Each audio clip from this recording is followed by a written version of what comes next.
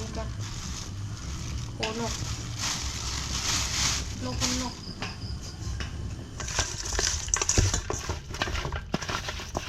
สบายดีพ่อแม่พี่น้องทุกคนเด้อสบายดียามแรงๆค่ะอาบน้ำแล้วทุกคนดูสายกา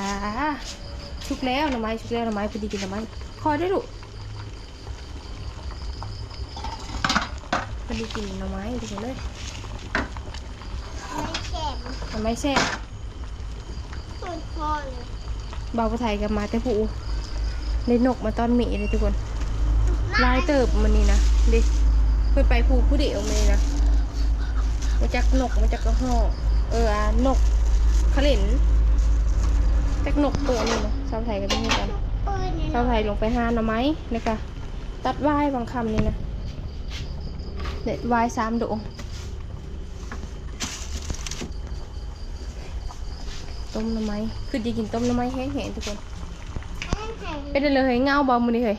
สบายดีอยู่ดีมีแหงอย่างเงี้ยน้ำฮ้อนฮ้อนเลยเอามาหรอเปล่ามันเดี๋ยวมันพองตัวนะเจ็บแดงไม่เป็นนี่ก็ได้เจ้าเอางามด้วยกินนี่ก่อนเนาะกินนี่ก่อนเนาะไปหากินมันนี่แกเปิร์ก็จะกินทุกคนอาการของคนอยากเข้าเลยนี่นะอันนี้นะแบนอาหารพาเวทนามเลยนี่ชาวไทยพระซื้อน้ำปลาคือจะกินเลยนะปลาเพิ่นพาเวทปลาเพิ่นทำว่าปลาปุยบ่ปลาปุยทำไว้มีเยอะผ่าซื้อเปอร์บอกเลยซื้อแบนนี่แหละหน่อไม้ต้มก็เยอะนกก็เยอะปิ้งแบบเยอะหมดทุกอย่างเลยนี่ลูกนั่งอยู่นี่แม่นั่งอยู่นี่เอง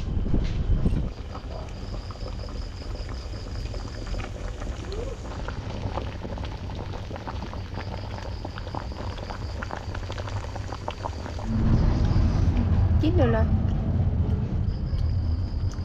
ของโปรดเพื่อเลยด้วยทุกคนของโปรดรู้สายอันนี้จะเป็นแก้วน้ำปลาอันนี้มันนะคือเลยเขาคือเป้ยอันแถวพักเนื้อขนาดพอนี่กระปุ้นฮะมีซอยป่ะโอ้แต่เขาแบบเปอร์เกาะอันนี้นะนี่นี่มีซอยแล้วเขาเอาไปผัดกับกับโคซินมูตัวผู้บารุดเสื้อหาวตอนเฮามาแต่เวงนะมิงโกนป่ะคือว่ามิงโกนเขาสอยบอกเขาซอยยังเนาะแต่ว่าของคนเวทผัดเขาเจ้าจะกินเสื้อกับชิ้นมูแล้วก็กินเสื้อกับน้ำปลาที่แบบเขาต้มเขาปรุงเรียบร้อยแล้วค่ะนะทำน้ำปลาแซ่บบ่แซ่บไปกิน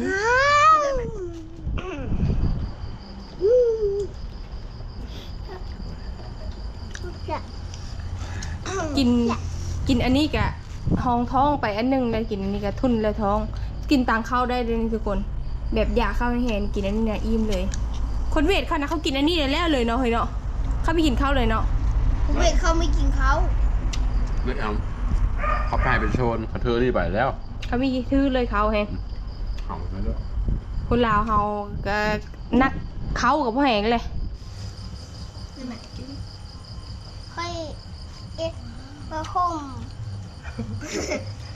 ประคมนี่ประคมสั่งเมาส์กันนี่ประคมประคมก็เป็นแม่เมื่อกี้แม่เหรอแมวด้วยนะเขาจะตีแมวเลยเอามันยังไม่ได้ดับแมวละลายนูยันแมวค่ะวะนูยันแมวนูยันแมวปีป่าก็เมนนูสับเป็นเยอะนูป่ะบินเปิดวะบินขี้บ่แม่แม่น้ำแล้วยังเพิ่มมีอาบน้ำอันนี้แต่อาบมันเลยมันเองได้ไหมอ่ะอาบเลยอาบแล้วคือการมาแล้วอาบพร้อมกันกับไม้ส่วนกาอาบเป็นคนไม่ส่วนเราก็ไม่อาบโอ้ปักใหญ่จริงเลยโว้ยปักใหญ่ชิ้นมูอ้อนแบบชิ้นมูน้อยนะกินเนี่ยต้องกินคำใหญ่ๆนะแต่พวกเราชอบอายแล้วกินง่ายชอบมูก็ไม่ได้กันอะไร เก่า อายผู้ชายว่าวะ รุ่นเก่าไหมอาย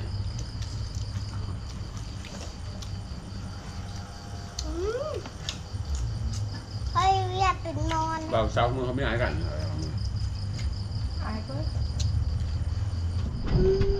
โมผักสไลด์ดีข่อยเลย มันเก่งครับแตะต่อครับ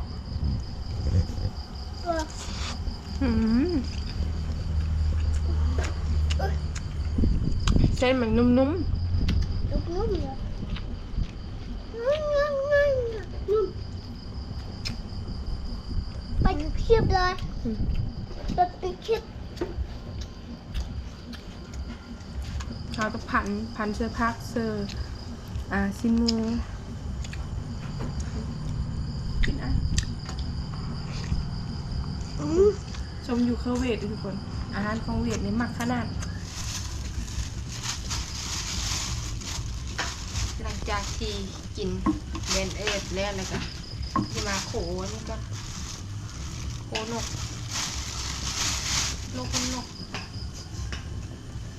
สามตัว ยังซ้ำตัวมีลูกการเอาลงแล้วเดี๋ยวก็เดี๋ยวลง หล่นมาตี หอมมอดทั้งตัว โอ้แซ่บได้กับหอมอได้ลาบนะ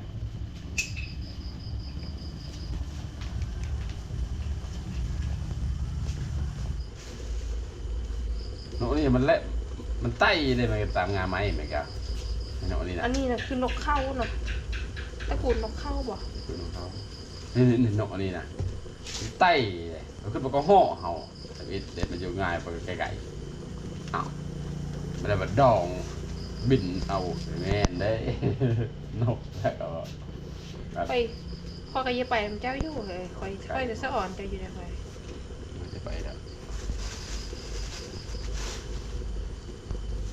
สะอ่อนนะคนเคยไปเนาะเคยเห็นเคยจับเคยบ่ายบัดเฮ้ยอยู่นั่งนอนไม่ต้องอยู่ได้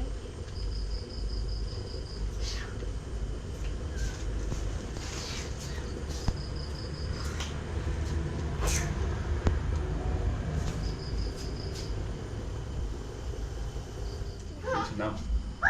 ปิ้งจะน้ำปิ้งหรือทอด ทอดแล้วกรอบคักได้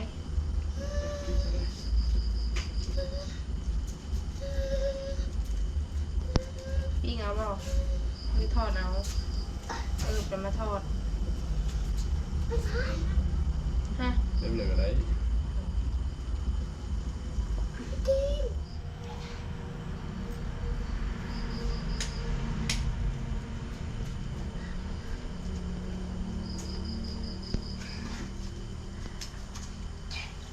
โอ้ย อุ้ยไปจับอันตัวห่อนนี่ มันรุด นอนนี่ ป้าหมันแหงดีพอ เป่า โอ้ปีอยู่ป่าเลยนะคือเพียงปีนั้นพอจะเนาะ มีเวลาพี่พออยู่ที่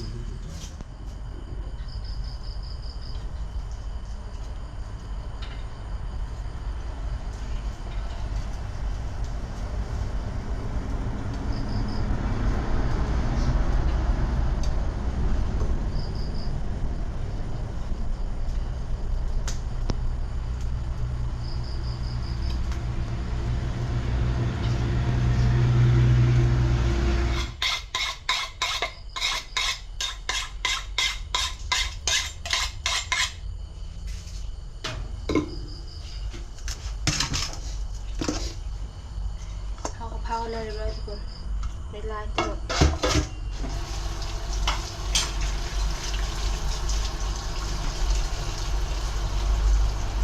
เฮ้ย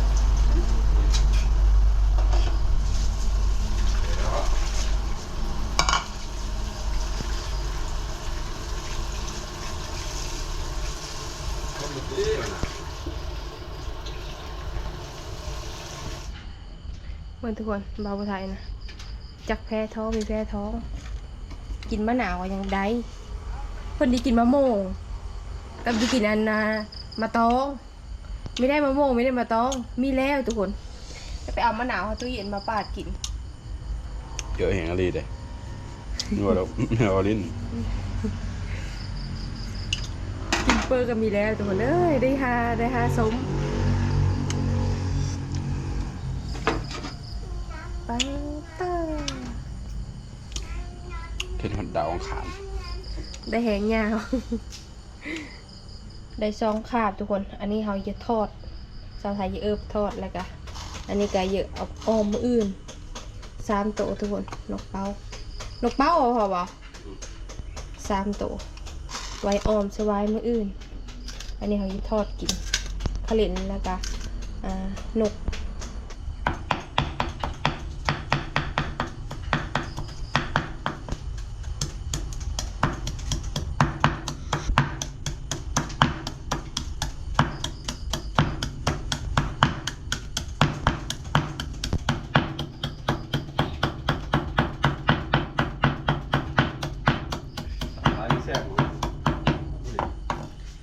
ทอดนกกินกับตำมะฮง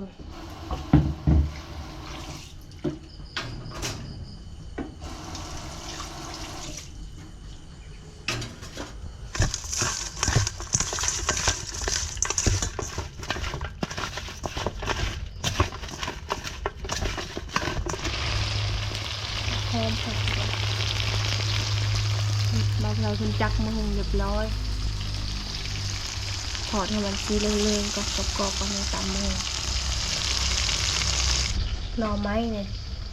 จืดได้ทุกคนโด่งแบบโด่งห้าวๆนะหวานคักได้แต่ว่าเศร้าไทยเจอน้ำอ่อนแล้วก็ต้มเปล่าไว้ให้นะไว้กินมื้อเช้าถ้าอีกว่าเศร้าไทยแล้วจะกินหน่อไม้แต่ว่าเปอร์ก็เยอะทุกคนทอดนกก็เยอะตำมุงก็เยอะหน่อไม้ก็เยอะก็เลยย่าซ่าหน่อไม้นะต้มตัวไว้กินมื้อเช้าอีกหน่อไม้นะ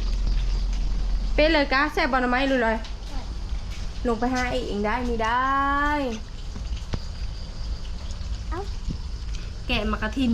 เชื่อตำหุ้ง ไม่ได้ มาเลยโอ้ขามแซ่บ